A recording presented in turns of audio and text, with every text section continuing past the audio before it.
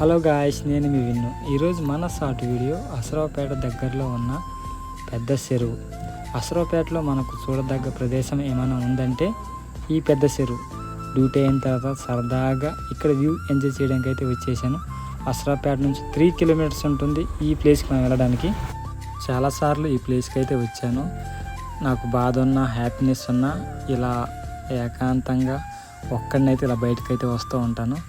Duty అయిన తర్వాత సింగిల్గా ఈ ప్లేస్కి వచ్చి నేను ఎంజాయ్ చేస్తూ మీకు కూడా చిన్న వీడియో షార్ట్స్ అయితే తీసి చూపెట్టాలని చిన్న వీడియో అయితే తీశాను.